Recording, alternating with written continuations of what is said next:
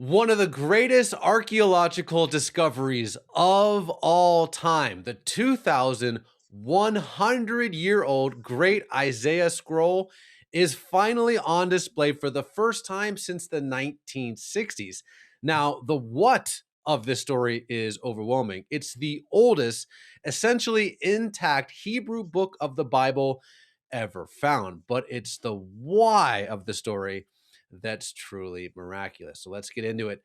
I'm joined now by CBN's Billy Hallowell. Billy, what do you think about the fact that this scroll is on display now for the first time in decades? I mean, how incredible that we get to see that history displayed, right? That we get to go, that people can actually go and look at this and see this corroborative evidence of the Bible, of this eternal truth in this book that shapes our lives. It is so amazing. One of the things I love about archaeology and about these kinds of findings is that they provide the backdrop, right? They show us, we believe by faith, but they show us the evidence of our faith. And so I couldn't be more excited to see that this is happening and it's on display. Well, what I love is, and stay with me for a second. Let's just geek out for a second. This uh, scroll certifiably is about 100 years older than the birth of Jesus. And so for years, people would say, oh, well, the Old Testament has been kind of Jesusified. You've added stuff there's some monks in Austria or somewhere in Poland that over the years added things. And eventually that got to where our Bible is today. But no, here you have a Bible that's older than Jesus himself, at least in the flesh. And the Bible basically hasn't changed. Now, if you've been to Jerusalem, if you've been to the Israel Museum, and you've been to this place called the Shrine of the Book, you might have thought that you saw the original Isaiah scroll, but that's actually a copy in that kind of circular thing. But what to me is the point that I think you and I need to have a discussion right now is that again, this scroll is certifiably older than when Jesus was born. And yet here you have these things in Isaiah that, oh my goodness gracious. Let's just go through a couple. Isaiah 7, obviously we could do all of Isaiah 53, right? It's basically the biography of Jesus written before, certifiably, historically, scientifically, before Jesus was even born. So Isaiah 53, just go read that whole thing. But the book of Isaiah is just chock full of stuff. I could read so many examples. I'll read you three. Here's Isaiah 7:14. Oh man. Therefore, the Lord himself will give you a sign. The virgin will conceive and give birth to a son and will call him Emmanuel, which means God with us. Not just God out there or God in a burning bush or God somewhere, God with us. And that's the story of Yeshua. God took on human flesh, Emmanuel, born of a virgin. There's one more. Isaiah 9, 1 and 2. Or sorry, yeah, Isaiah 9, 1 and 2. In the past, again, written before Jesus even showed up. In the past, he humbled the land of Zebulun and the land of Naphtali, again, which is exactly where the ministry of Jesus happened. But in the future, he will honor the Galilee of the nations by the way of the sea beyond the Jordan.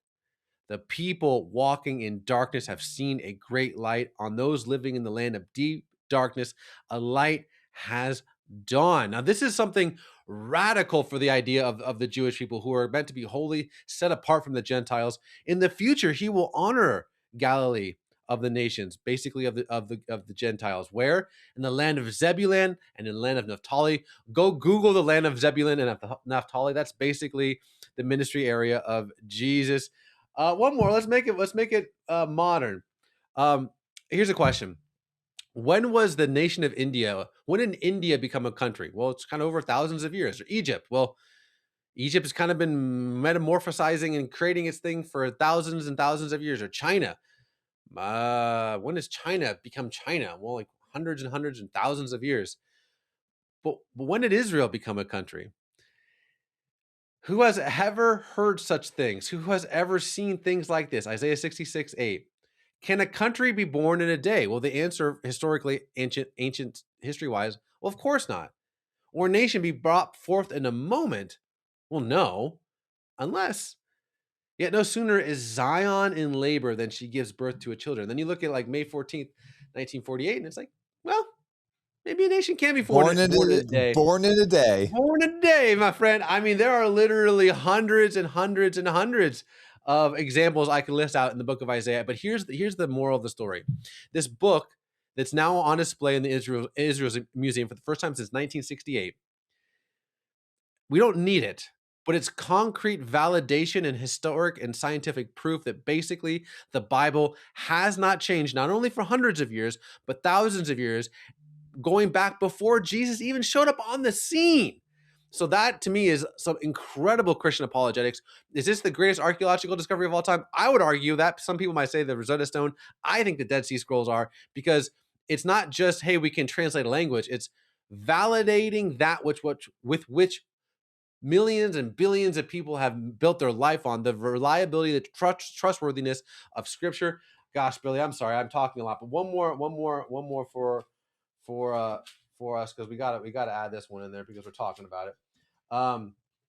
The grass, again, from Isaiah 40 verse 8, the grass withers and the flowers fall, but the word of our God endures forever. And this scroll proves that. I'm getting excited. This isn't even a news you story really anymore. are fired up. Hyped up, man. You are hyped up. You're fired up. I'm excited.